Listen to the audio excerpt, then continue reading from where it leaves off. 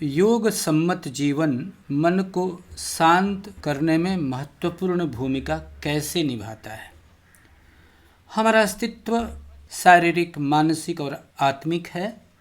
जब हम योग का नियमित अभ्यास करते हैं तो शरीर, मन और आत्मा के बीच संतुलन स्थापित होता है। योगासन में शरीर में ऊर्जा का प्रवाह सुचारू होता है, जिससे शारीरिक तनाव कम होता है और मन में स्थिरता आती है। ध्यान और प्राणायाम आदि की विधियों से मन की चंचलता कम होती है, जिससे मानसिक शांति का अनुभव होता है। इसके अलावा योग में हमें आत्म अनुशासन और बोधि ज्ञान प्राप्त होता है, जिससे हम अपनी भावनाओं और विचारों को बेहतर ढंग से नियंत्रित कर पाते हैं और जीवन के प्रति एक सकारात्मक दृष्टिकोण विकसित करते हैं। हम जानते हैं मनुष्य मन प्रधान जीव है और मनुष्य का मन 50 वृत्तियों द्वारा संचालित होता है। शास्त्र में कहा गया है, मन एवं मनुष्याणां कारणं बंध मुक्षयोः बंधस्तु विषयासंगी मुक्तो निर्विषयं तथा। यानी मन ही मनुष्य के बंधन और मुक्ति दोनों का कारण है। बंधन युक्त मनुष्य विषयासक्त होता है और मुक्त पुरुष विषयों के प्रति अनासक्त होता है।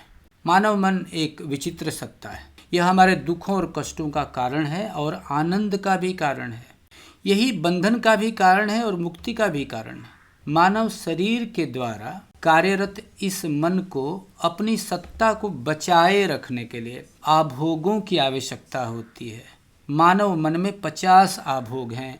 यही मनुष्य की 50 वृत्तियां हैं। मन को अपने अस्तित्व को बचाए रखने के लिए उसे इन्हीं वृत्तियों या आभोगों की आवश्यकता होती है। मन का संबंध, मन का अनुबंधन पदार्थ से 49 वृत्तियों के द्वारा होता है और आत्मा से एक वृत्ति के द्वारा। वह एक वृत्ति जो मन को आत्मा से जोड़ती है वह है पराशक्ति। वह इंद्रियां यानी कर्मेंद्रियों और ज्ञानेंद्रियों के परिक्षेत्र से बाहर है। यदि कोई व्यक्ति उन 49 वृत्तियों को सदा उत्साहित करता रहे तो स्वाभाविक रूप में वह मनुष्य, पशु और तत्पश्चात जड़ पदार्थ में बदल जाएगा। यह एक मनोवैज्ञानिक सत्य है। As you think so you become is the law of nature. योग साधक को क्या करना चाहिए? उसे उस एक पराशक्ति वृत्ति को उत्साहित करना चाहिए और वह पराशक्ति उसके मन को आत्मा में रूपांतरित कर देगी। जब वह व्यक्ति परम पुरुष से एकाकार हो जाएगा तब क्या होगा? तब वह साधक या साधिका मन रहित हो जाएंगे, क्योंकि तब उसकी मानस शक्ति बोधि शक्ति में रूपांतरित हो जाएगी और वे सदा आनंद में विभोर रहेंगे, अनंत सुख का अनुभव करेंगे। अब देखते हैं वह 49 वृत्तियां क्या हैं। मूलाधार चक्र आप जानते हैं, देयर आर 7 चक्रस बेसिकली। उसमें मूलाधार चक्र में 4 वृत्तियां पाई जाती हैं, धर्म, अर्थ, काम, मोक्ष। धर्म यानी मानसाध्यात्मिक इच्छा, अर्थ मतलब मानसिक इच्छा, काम मतलब भौतिक इच्छा, मोक्ष मतलब आध्यात्मिक इच्छा। फिर आते हैं स्वाधिष्ठान चक्र पर। स्वाधिष्ठान चक्र में 6 वृत्तियां होती हैं, अवज्ञा, मूर्छा, प्रश्रय, अविश्वास, सर्वनाश और क्रूरता। तो मणिपुर चक्र में 10 वृत्तियां होती हैं, लज्जा, पिशूनता, ईर्ष्या, सुषुप्ति, विषाद, कषाय, तृष्णा, मोह, घृणा, भय। फिर अनाहत चक्र में आशा, चिंता, चेष्टा, ममता, दंभ, विवेक, विकलता, अहंकार, लोलता, कपटता, वितर्क और अनुताप। इसके बाद आते हैं विशुद्ध चक्र में। इसमें है षडज, ऋषभ, गांधार, मध्यमा, पंचम, धैवत, निषाद, ओम, हम, वौसठ, फट, वसठ, स्वाहा, नमः, विष और अमृत।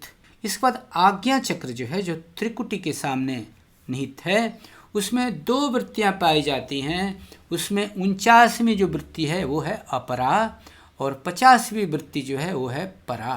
तो यह जो 49 वृत्तियां हैं वो भौतिक हैं और 50वीं है परा, जो आज्ञा चक्र की दूसरी वृत्ति है।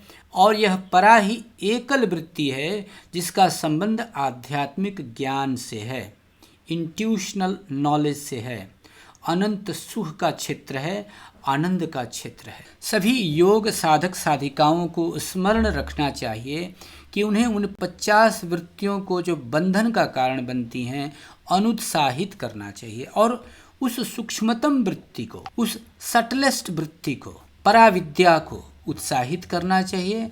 और यही सच्ची योग साधना है। यही कारण है कि योग सम्मत जीवन, आध्यात्म उन्मुख जीवन मन को सदा शांत और खुशहाल रखता है, आनंदित रखता है। आज से लगभग 7000 वर्ष पूर्व आदि पुरुष सदाशिव ने योग की परिभाषा दी थी और वह है समयोगो योग युक्तो जीवात्मा परमात्मनः। और यही योग की सच्ची परिभाषा है।